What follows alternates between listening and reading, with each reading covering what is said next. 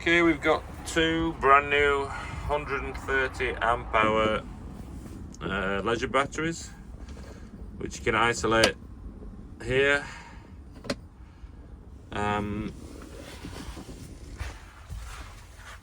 We've got a 2000 watt inverter, so that gives you when this is turned on, you have 240 volt domestic electrical supply.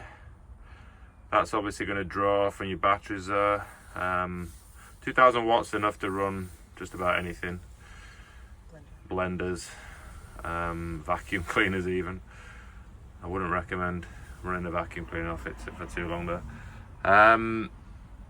You've got there's two, I think they're 100 watt solar panels on the roof, which come down and feed the solar charger, which is obviously topping up the leisure batteries. When you're driving, you have a Votronic split charger, which is actually a battery to battery charger, so it's once the starter battery is fully charged or at a good charge, then it will start to charge the leisure batteries. It's a very good charger apparently. Works well. And then when you are on mains hookup, you have a mains charger which has various cycles and actually does sort of replenishes the batteries after days of living off grid through different cycles of charging. So when you're on the road, when you're living off grid, you're running off the inverter. So when you plug into shore power, we switch over to shore power. We can then turn the inverter off, and then we can turn on the charger. So this plug is connected to the blue and silver charger, so this is the mains charger, so you're now charging from the main supply only. So when you switch back, when you hit the road, you unplug. It's important to turn this off. Only use when you're on shore power before you flip back over to the inverter. And then when the inverter's on, you've got 240 volt again. The fridge currently is running, it's a domestic fridge, so it runs on 240 volts, so it'll only run when the inverter's turned on. The fridge is fused, the sockets, the heater and the sockets are all fused here. So this heater, this is just for the 240, so when you're on shore power, you can run your heater on electric. So you can heat the air and heat the water on electric. You have the fridge and the sockets that are fused as well. So when you're running from the inverter, always have this heater fused down so it's switched off, because you don't want to heat your air and water using your batteries through the inverter. That's very inefficient. So this is usually turned off.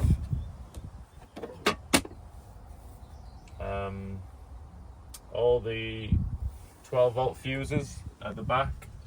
So if any of those red LEDs are on, then there's a problem with that particular circuit.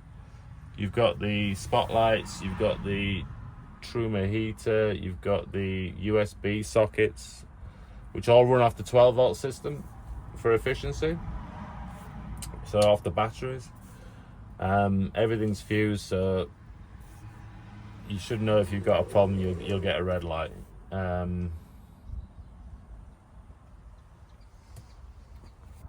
So just to talk about electrics from the inside when you're in the van.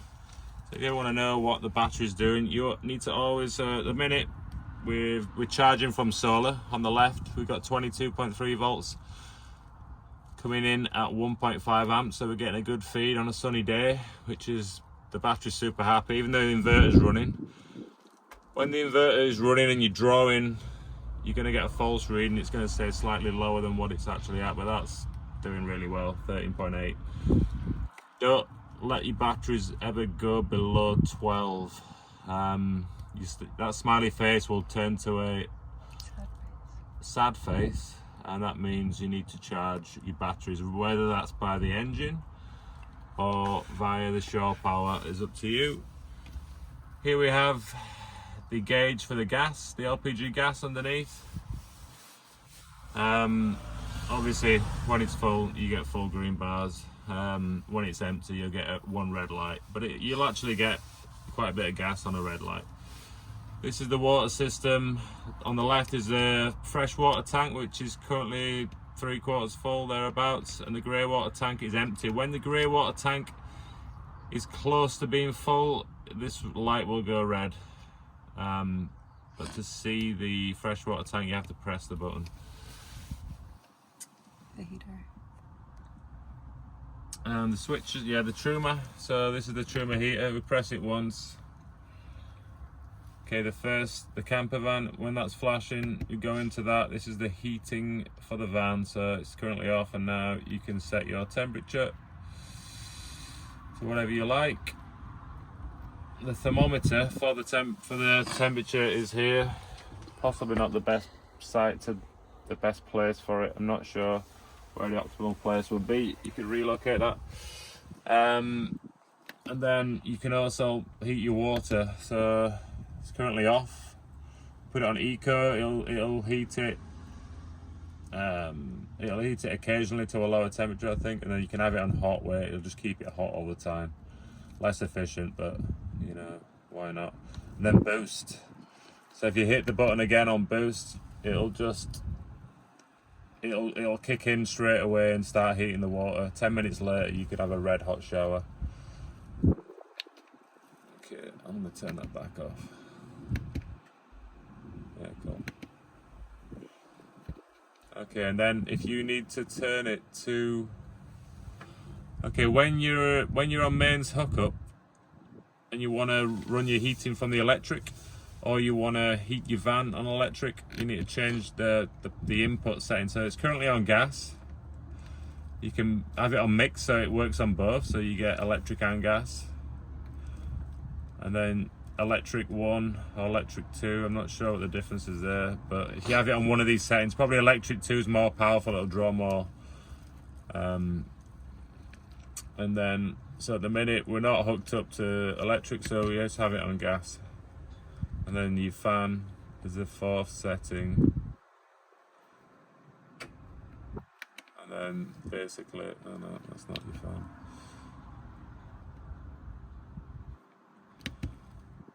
Yeah. No, this is water, sorry. Yeah, it's because I'm currently boosting.